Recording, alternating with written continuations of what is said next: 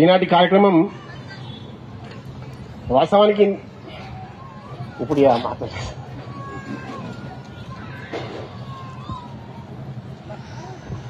నేను degree final year discontinue చేసినప్పుడు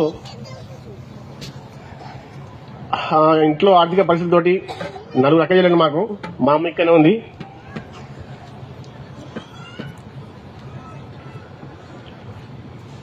క్షమించండి అమ్మా, మీరు చాలా గొప్ప అయినా అన్నారమ్మా. గట్టి క్లాప్స్ కొట్టండి. అమ్మ నువ్వు రావాలా? మీ కొడుకు మీద ప్రేమను చూపించాలంటే మీరు అక్కడికి వెళ్ళి ఇక్కడ అడుగులు వేయాల్సిందే. మీరు తప్పనుకున్నా సరే, మీరు రాకపోతే అసలు అమ్మ మీరు ఒక్కసారి రండి, ఏం మాట్లాడకండి. గట్టిగా క్లాప్స్ కొడుతూనే ఉండండి. గట్టిగా మీరు గట్టి కొట్టాలి. ఇంకా మీరు ఇంకా గట్టిగా అన్నా,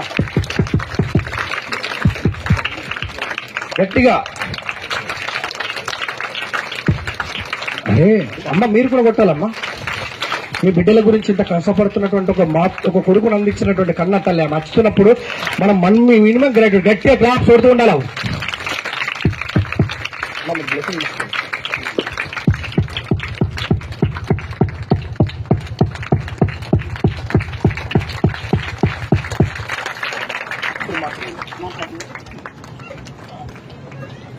ఆర్థిక పరిస్థితులతోటి నేను ఇబ్బంది పడి డిగ్రీ ఫైనల్ ఇయర్ డిస్కంటిన్యూ చేసి, అప్పుడు నాకు 18 సంవత్సరాలు, మీసాలు కూడా రాలే. అప్పుడు కాటిక పెట్టుకొని పాస్పోర్ట్ దిగి అప్పుడు దుబాయ్కి వెళ్ళిన తర్వాత కూర్చోమ్మా 3 monthsకే మా డాడీ హార్ట్ అటాక్ కూడా చనిపోయాడు. నాకు చెప్పలే, 3 days తర్వాత తెలిసి చాలా ఏడ్చిన. 3 బిడ్డలు పుట్టిన తర్వాత 4 బిడ్డలున్నా కూడా నాకు కొడుకు కావాలి అని తెల్లగా సున్నం వేసిన రాయికి మొక్కు ఉంటా దేవుడని మొక్కి నాకు కొడుకు కావాలని మా డాడీ అనుకుంటే, తీరా ఆయన చనిపోయినప్పుడు ఆయన తలగొరి కూడా పెట్టే బాధ్యం అదృష్టం నాకు రాలే. ఏం చేస్తే తర్వాత రావాలంటే 3 months జైల్లో ఉండి రావాలి అని రాలేకపోయినా, తర్వాత నెక్స్ట్ ఇయర్ మా నాన్నమ్మ చనిపోయింది, మళ్ళా నెక్స్ట్ ఇయర్ మా తాత చనిపోయాడు. నేను ఒక్కనే వారసుని. మా తాతకు మా బాపు ఒక్కడు, మా బాపుకు నేను ఒక్కడిని. ఎవరిని చూడలే. నేను వారసుగా పుట్టి వీళ్ళకి ఏం చేసినా అని ఏదైనా చేయాలి. నేను అక్కడ దుబాయ్కి వెళ్ళిన అక్కడ చూసిన 10th class చదువుకున్న కేరళ వాళ్ళు చాలా మంది అక్కడ సూపర్వైజర్లు, ఇంజనీర్గా పనిచేస్తుంటారు. చదివింది 10th. మన వాళ్ళు డిగ్రీలు, PhDలు ఎన్ని చేసినా కానీ మన దగ్గర స్కిల్స్ లేకుండా నామకే వాస్తే సర్టిఫికెట్లు కొనుక్కోనో చదువుకోనో వాళ్ళు జాబులు చేస్తున్నారు ఇక్కడ కొంతమంది. అక్కడికి వచ్చిన తర్వాత వాళ్ళు ఏం 10th class మీద కూడా పనికి రాకుండా పోయిండు. అంటే నేను మన తెలంగాణ రాష్ట్రాన్ని కానీ ఆంధ్రప్రదేశ్ని కానీ తక్కువ పని చేస్తలేను నేను. ఎందుకోసం అంటే అక్కడి పరిస్థితులు ఆ రకంగా ఉన్నాయి, అక్కడి విద్యా వ్యవస్థ ఆ రకంగా ఉండే. అప్పుడు ఎక్కడికి వెళ్ళినా కానీ ఇంగ్లీష్. నేను డిగ్రీ ఫైనల్ ఇయర్ డిస్కంటిన్యూ చేసి పోయినప్పుడు కూడా నాకు ఇంగ్లీష్ పూర్తిగా రాలే. ఇంగ్లీష్ మీడియమే, ఇంటర్మీడియట్ ఇంగ్లీష్ మీడియమే, డిగ్రీ ఇంగ్లీష్ మీడియమే. కానీ చెప్పేటోళ్ళు కూడా ఇంగ్లీష్లో చెప్తేనే మనకు అర్థమవుతుంది. దాని వాల్యూ నాకు అప్పుడు తెలిసింది. కాబట్టి ఏం చేసినా మా నాన్న రుణం తీసుకోలేను నేను. ఆయన తలగోరి పెట్టలేకపోతే కదా ఏం చేస్తే గుర్తుంటుందని నేను చచ్చిపోయిన తర్వాత కూడా పిల్లల యొక్క సర్టిఫికెట్ల మీద KNM కొనయ్య గారి నరసింహ మెమోరియల్ అని పేరుంటుందని విలువలతోటి కూడిన విద్యనిద్దాం. ఏదో డబ్బుల కోసమో నేను స్కూల్ పెట్టలే. ఇదే స్కూలు సిద్దిపేట పెడితే 1 కోటి రూపాయలు సంపాదించిన సంవత్సరానికి నేను. ఇక్కడ చాలా మంది నాన్న లేని వాళ్లకు, అమ్మ లేని వాళ్లకు రూపాయి స్కూల్ ఫీజు తీసుకోకుండా చదివిస్తుంది. ఇలా మీలో చాలా మంది తెలుసు. వాళ్ళ పేర్లు కూడా ఎప్పుడైనా బయట పెట్టలే. ఎందుకంటే అమ్మ లేదు, నాన్న లేకుంటే వాళ్ళ పరిస్థితి ఏంది, అమ్మ నాన్న ఉన్న వాళ్ళ పరిస్థితి ఇబ్బంది ఉన్నది, లేని వాళ్ళ పరిస్థితి ఎట్లుంటుందో అనే ఉద్దేశంతో ఈ స్కూల్ నేను పెట్టినా. మీకు తెలుసు, ప్రతి ఒక్కరే తెలుసు నా గురించి. నేను మీకు ఏ రకంగా ఉంటా, ఏ రకంగా మీకు నా సహాయం చేస్తాననేది మీకు తెలుసు. కానీ ఎప్పుడు కూడా నేను మన స్టాఫ్ తోటి నేను ఎప్పుడు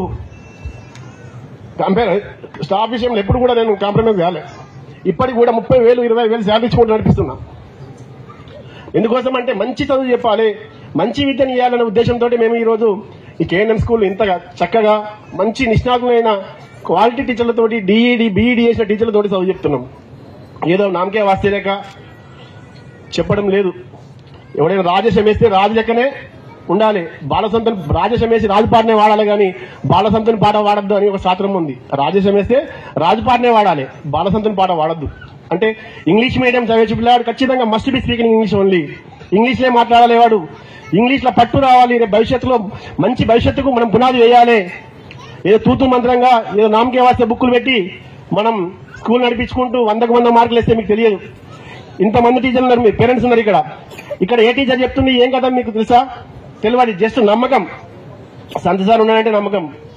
చాలా మంది పేరెంట్స్ నాకు చెప్తుంటారు, నేను ఆఫీస్లోకి వెళ్తుంటే బయట చెప్పులు ఇచ్చి పెడతా, చెప్పులు వదిలి లోపలికి పోతా.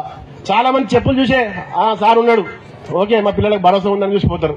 మీ అందరూ చాలా మందికి అనుభవం ఇది. వాస్తవమే కాదా?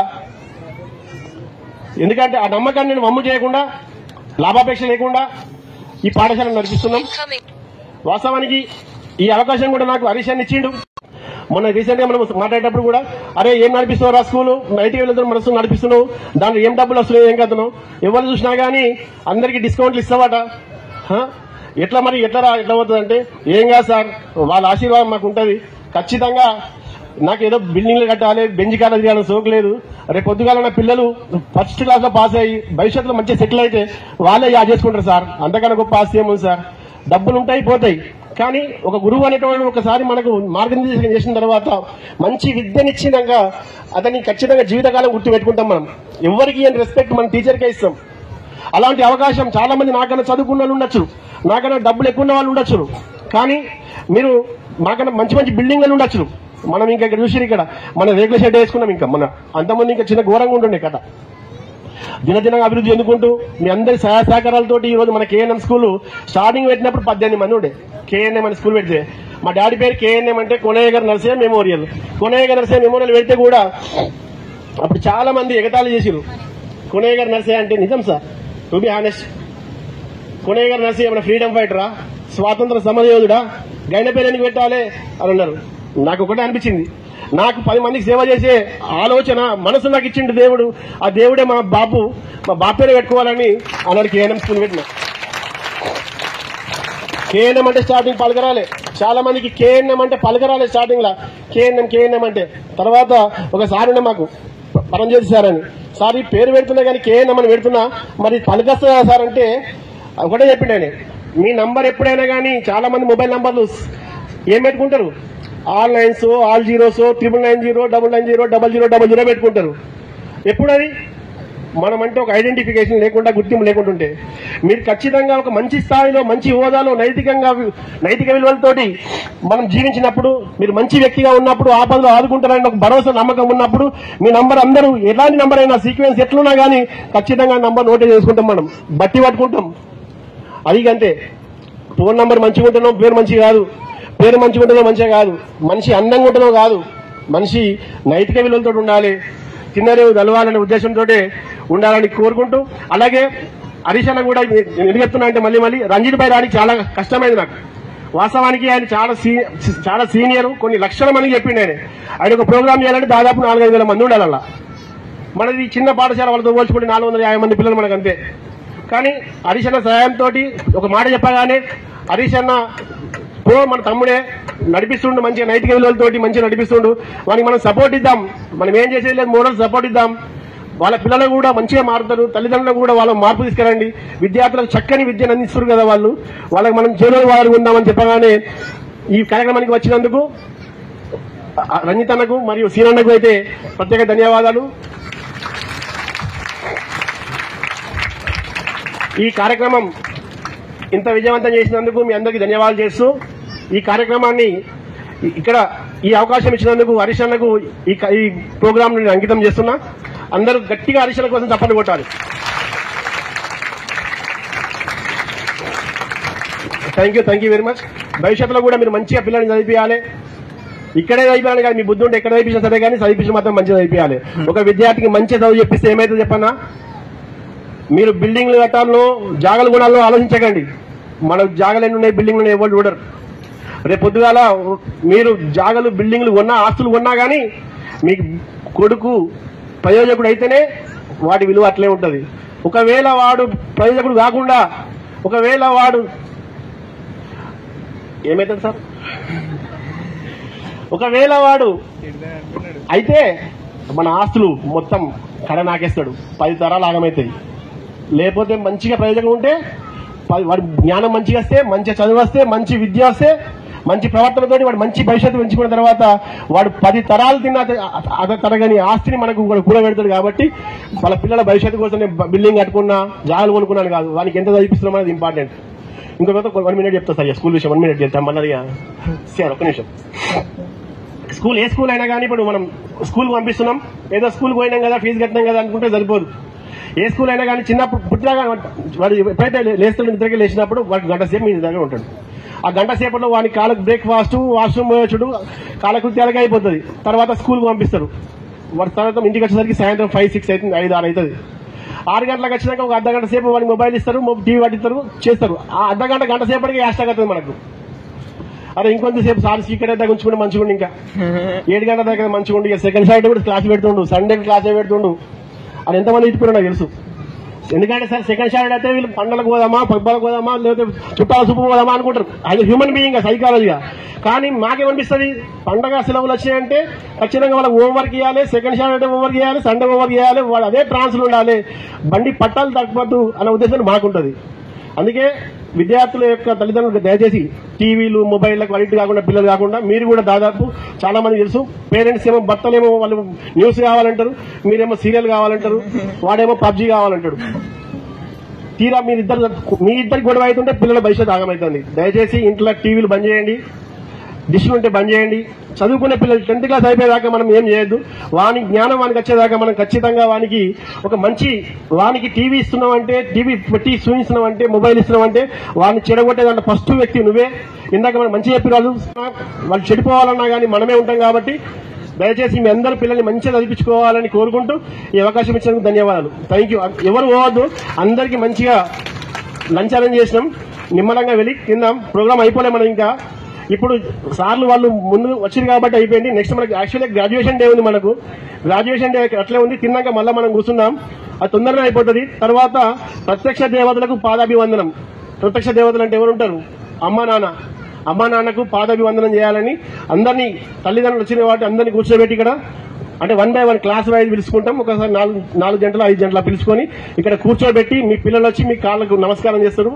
ఆ తాంబూలంలో నీళ్లు పోసి చేస్తే వాళ్ళకి మీరు ఆశీర్వాదం చేయాలి. ఇలాంటి అవకాశం రాదు. దయచేసి ఎన్ని పనులు ఉన్నా కానీ, ఎన్నో పనులు అవుతున్నాం, ఎన్నో పోతున్నాం, ఎన్నో ఫంక్షన్లకు పోతున్నాం, ఎన్నో సినిమాలకు పోతున్నాం, టైం వేస్ట్ చేస్తున్నాం. ఇది మన పిల్లల కోసం, మన పిల్లల భవిష్యత్తు కోసం. వాళ్ళకు కూడా మా అమ్మ మా నాన్న వచ్చిరు అని దానికి సార్థకత ఉండడానికి కోసం ఈ కార్యక్రమం పూర్తి అయ్యేదాకా దయచేసి ఉండాలి. ఒకసారి కాకుండా 2 సార్లు తిన్నా సరే, మళ్ళీ ఇంత వండుకున్న సరే అయిపోతాయి. కానీ ఆయన కాకురి దయచేసి ఉండాలి. Thank you.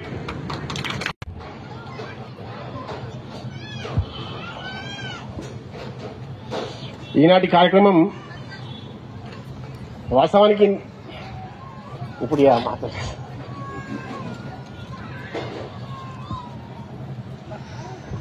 నేను డిగ్రీ ఫైనల్ ఇయర్ డిస్కంటిన్యూ చేసినప్పుడు ఇంట్లో ఆర్థిక పరిస్థితితోటి 4 అక్కజల్లు మాకు, మా అమ్మ ఇక్కడనే ఉంది.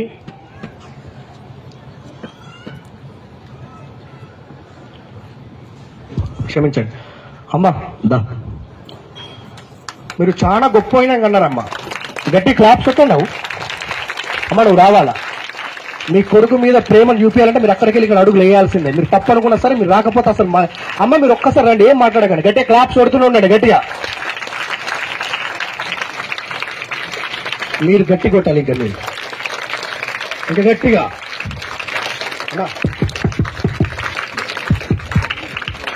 గట్టిగా. అమ్మ మీరు కూడా కొట్టాలమ్మా. మీ బిడ్డల గురించి ఇంత కష్టపడుతున్నటువంటి ఒక కొడుకును అందించినటువంటి కన్న తల్లి నచ్చుతున్నప్పుడు మనం మినిమం గ్రాడ్యుయేట్ గట్టిగా క్లాప్స్ కొడుతూ ఉండాలి.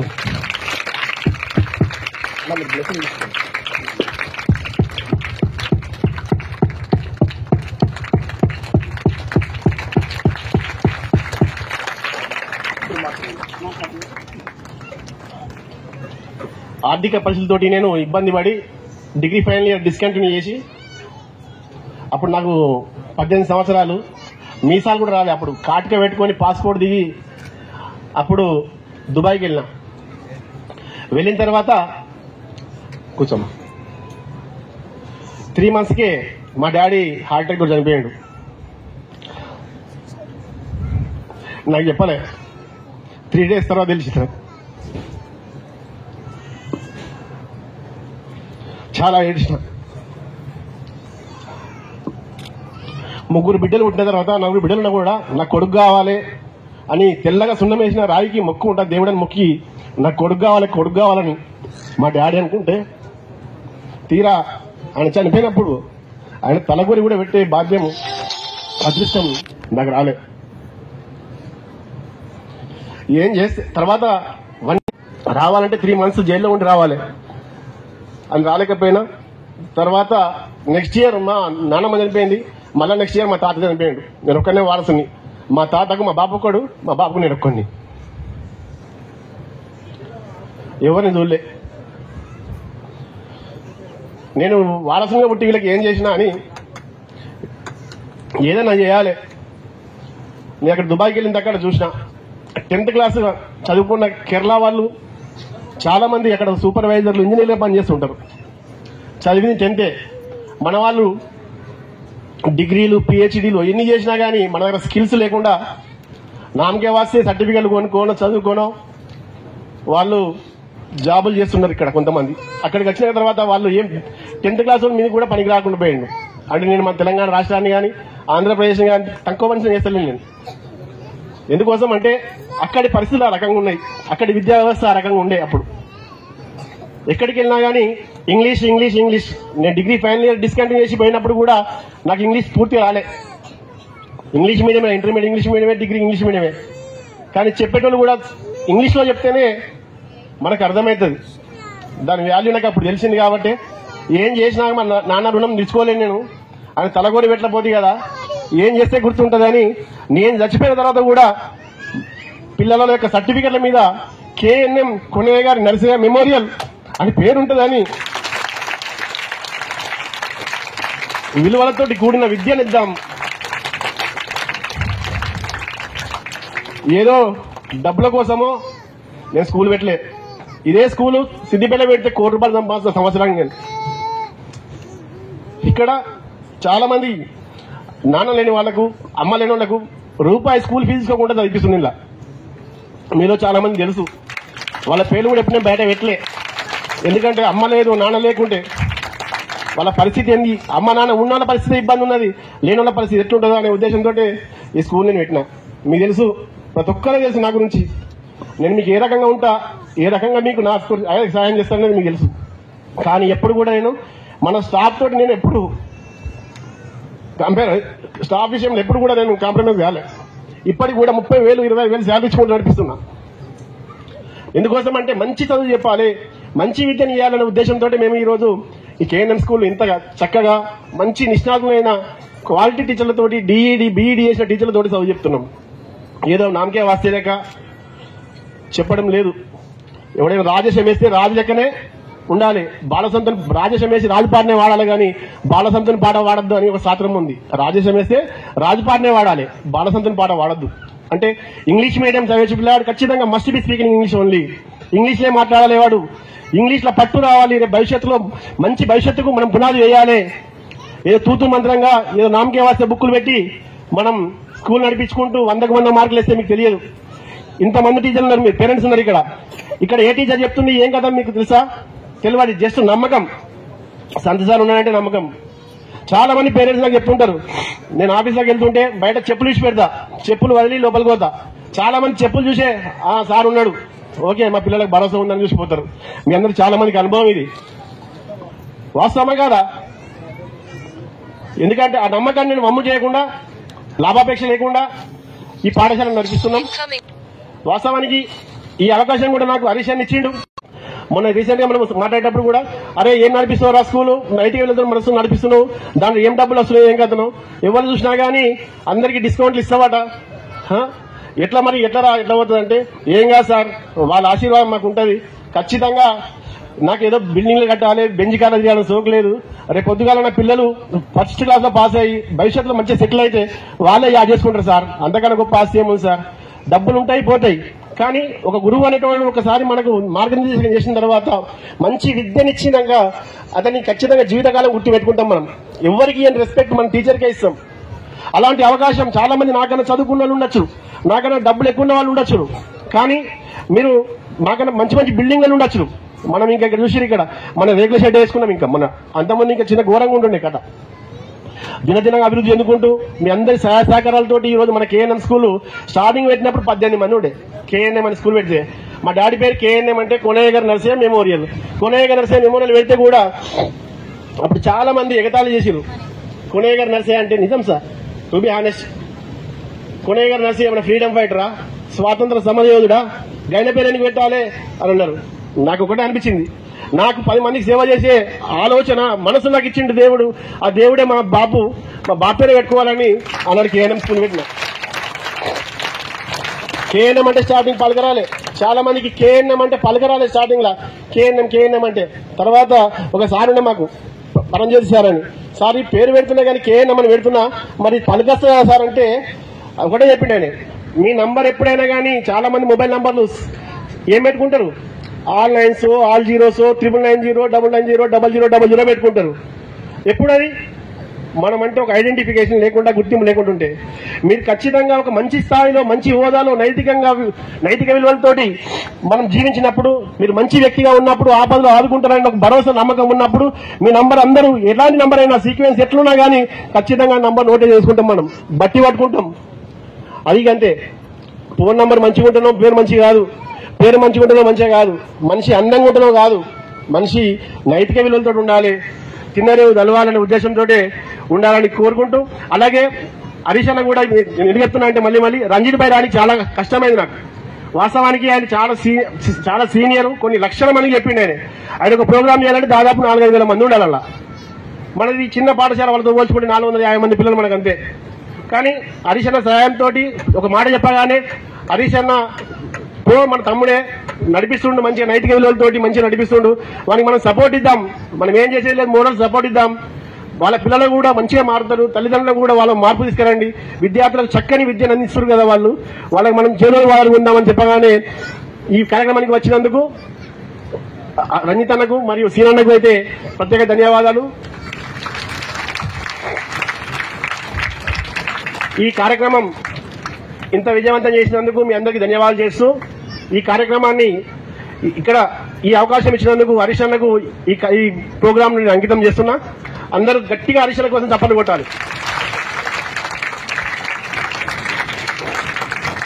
Thank you very much. భవిష్యత్తులో కూడా మీరు మంచిగా పిల్లల్ని చదివించాలి. ఇక్కడే చదివించాలి కానీ మీ బుద్ధి ఉంటే ఎక్కడ చదివించినా సరే కానీ చదివించిన మాత్రం మంచిగా చదివించాలి. ఒక విద్యార్థికి మంచిగా చదువు చెప్పిస్తే ఏమైతే చెప్పన్నా, మీరు బిల్డింగ్లు కట్టాలో జాగలు కొనాలో ఆలోచించకండి. మన జాగలు ఎన్ని ఉన్నాయి, బిల్డింగ్లు ఎవరు చూడరు. రేపు పొద్దుగాల మీరు జాగలు, బిల్డింగ్లు కొన్నా, ఆస్తులు కొన్నా కానీ మీకు కొడుకు ప్రయోజకుడు అయితేనే వాటి విలువ అట్లే ఉంటుంది. ఒకవేళ వాడు ప్రయోజకుడు కాకుండా, ఒకవేళ వాడు ఏమవుతుంది సార్, ఒకవేళ వాడు అయితే మన ఆస్తులు మొత్తం కడ నాకేస్తాడు, 10 తరాలు ఆగమవుతాయి. లేకపోతే మంచిగా ప్రయోజనం ఉంటే, వాడి జ్ఞానం మంచిగా వస్తే, మంచి చదువు వస్తే, మంచి విద్య వస్తే, మంచి ప్రవర్తనతో వాడు మంచి భవిష్యత్తు పెంచుకున్న తర్వాత వాడు 10 తరాలు తిన్న తరగని ఆస్తిని మనకు కూడబెడతాడు. కాబట్టి వాళ్ళ పిల్లల భవిష్యత్తు కోసం బిల్డింగ్ కట్టుకున్నా, జాగాలు కొనుక్కున్నాను కాదు, వానికి ఎంత చదివిస్తున్నాం అనేది ఇంపార్టెంట్. ఇంకొక 1 minute చెప్తా సార్, స్కూల్ విషయం 1 minute చెప్తాం. మళ్ళీ సార్ ఒక్క నిమిషం.